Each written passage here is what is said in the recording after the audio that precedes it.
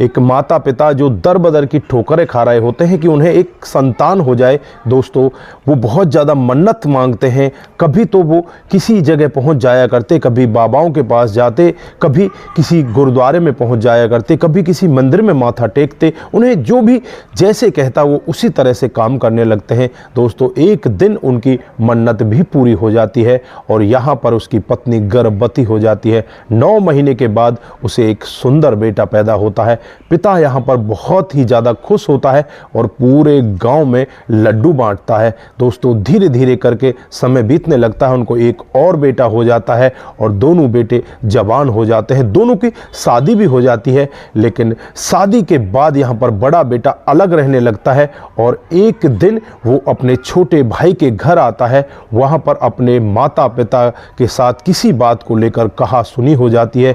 वही बेटा जिसके लिए माता पिता ने इतनी मन्नतें मांगी थी, अपने माता पिता को बड़ी ही बेरहमी के साथ मौत के घाट उतार देता है दोस्तों। जो भी इस खबर को सुनता है वो एक बार के लिए डर जाता है कि आखिरकार बेटे ने ऐसा क्यों किया था। अगर आप लोग भी पूरी कहानी के बारे में जानना चाहते हैं तो वीडियो को जरा सा भी स्किप ना करें, लास्ट तक वीडियो को जरूर देखिएगा। आगे बढ़ने से पहले हमारी वही रिक्वेस्ट कि जो हमारे चैनल के साथ नए हैं कृपया करके चैनल को फॉलो कर लें, बेल आइकन को जरूर प्रेस करें। नमस्कार, जय हिंद। आप देख रहे हैं APH न्यूज़ राहुल रावत के साथ। दोस्तों, आज की जो हकीकत की घटना आप लोगों को बताने जा रहा हूं, उत्तर प्रदेश में एक ज़िला पड़ता है लखनऊ और इसी का एक मोहल्लागंज थाना क्षेत्र पड़ता है। इसी के अंतर्गत एक गांव आता है जबरौली गांव। जबरौली गांव की ही रात को करीब 12:15 बजे की ये घटना होती है। 16 फरवरी का ये मामला होता है दोस्तों। 12:15 बजे एक पड़ोस के घर में से बहुत ही तेज़ी के साथ चीखने की आवाज़ें आती हैं। आवाज़ों को सुनकर अड़ोसी पड़ोसी वहां पर पहुंच जाते हैं। वहां जाकर देखते हैं कि जो जगदीश वर्मा है वो खून से लथपथ है। उसका छोटा बेटा जिसका नाम देवदत्त है वो अपने पिता को गोद में लेकर वहां पर चीख रहा होता है दोस्तों। जब वो गांव वाले पहली नज़र में उसे देखते हैं तो उन्हें लगता है कि शायद ये कहीं सीढ़ी वीढ़ी से गिर गए हैं, इनके सर में चोट है। आनन फानन में ही वहां पर गाड़ी का इंतजाम किया जाता है और जैसे ही घर के अंदर जाकर देखा जाता है तो देवदत्त की जो माँ होती है राम प्यारी, वो भी वहां पर खूनम खान हालत में मिलती है दोस्तों। दोनों को फटाफट बड़ी जल्दी ही नज़दीकी हॉस्पिटल में ले जाया जाता है और वहां जाने के बाद जब डॉक्टर साहब चेकअप करते हैं तो दोनों को मृत घोषित कर देते हैं दोस्तों। अब यहाँ पर चारों तरफ अफरा तफरी का माहौल बन जाता है, गांव का माहौल होता है। रात को 12:15 बजे का वक्त होता है। सभी लोग इधर उधर भागने लगते हैं और वहाँ पर जो मोहल्लागंज थाना की पुलिस है वो भी आ जाती है। इधर जो देवदत्त होता है उससे पूछताछ की जाती है,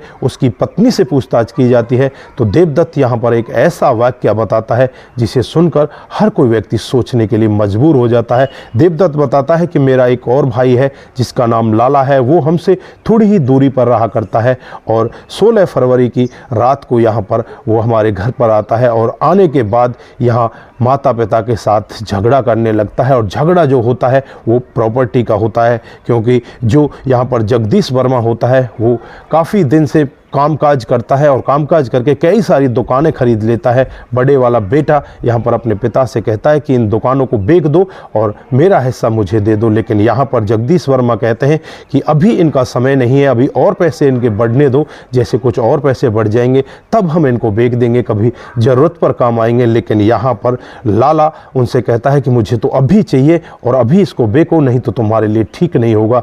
यहाँ पर फिर जो लाला होता है उसे बहुत ज़्यादा गुस्सा आता है, वहीं पर पड़ा हुआ एक हथौड़ा उठाता है और अपने पिता के सर में मार देता है। इधर जो इसका छोटा भाई होता है देवदत्त, उसकी पत्नी होती है, वो यहाँ पर अपने पिता को बचाने के लिए बीच में जाते हैं, लेकिन देवदत्त को देखकर, उसके रूप को देखकर वो वहीं पर ठहर जाते हैं और वहीं पर शोर मचाने लगते हैं। इतने में ही जो यहाँ पर जगदीश वर्मा की पत्नी होती है राम प्यारी, वो अपने पति को बचाने के लिए बीच में कूद पड़ती है तो उसके ऊपर भी यहाँ पर हथौड़े से बेटा वार कर देता है।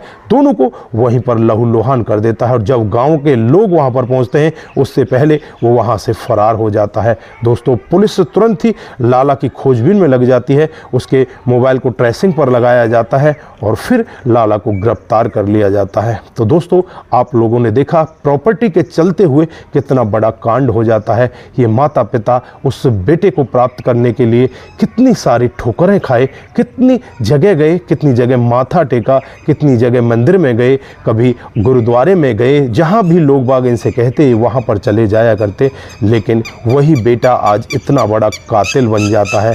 दोस्तों यहाँ पर जो सबसे बड़ी बात थी वो प्रॉपर्टी की थी। अगर माता पिता उस प्रॉपर्टी का हिस्सा कर देते तो शायद ये इतना बड़ा कांड नहीं होता। तो यहाँ पर माता पिता ने भी उस प्रॉपर्टी का हिस्सा नहीं किया और आज वो इस जहां में नहीं है। तो दोस्तों यहाँ पर आप लोग क्या कहना चाहते हैं?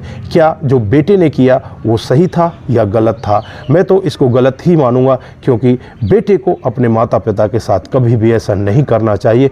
और माता पिता अपनी प्रॉपर्टी को बचा रहे हैं, उनके लिए जोड़ कर रख कर गए हैं, तो वो भी बहुत बड़ी बात है। बहुत सारे तो ऐसे माता पिता होते हैं जो बच्चों के लिए कुछ भी छोड़कर नहीं जाते। यहाँ पर तो जगदीश वर्मा उनके लिए दुकानें छोड़कर गया था। अगर जगदीश वर्मा की मौत हो जाती तो उसके बाद वो प्रॉपर्टी दोनों भाइयों की तो होती, वहाँ पर तीसरा उसे लेने वाला कौन होता?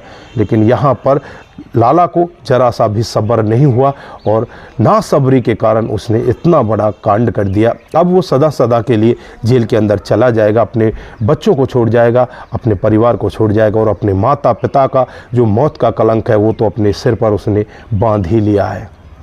तो दोस्तों ऐसा काम कभी भी नहीं करना चाहिए। हालांकि माता पिता को भी यहाँ पर पहले ही बंटवारा कर देना चाहिए कि दो भाई हैं तो दोनों भाइयों में बराबर का हिस्सा करके उनकी ज़मीनों को बांट देना चाहिए, क्योंकि आजकल के बच्चे बहुत ही गलत होते जा रहे हैं, क्योंकि जो शिक्षा उन्हें मिल रही है वो गलत जगह से मिल रही है। तो दोस्तों अपने परिवार में ऐसे संस्कार फूकें जो ऐसे कांड कभी भी आपके आसपास ना हो पाए। तो आप लोग यहाँ पर जो भी कहना चाहते हैं एक बार कमेंट बॉक्स में ज़रूर दीजिएगा। दोस्तों आज के लिए बस इतना ही, फिर मिलते हैं किसी नए मोड़ के साथ। तब तक के लिए आप अपना ख्याल रखें, परिवार का ख्याल रखें, सतर्क रहें, सावधान रहें। नमस्कार, जय हिंद,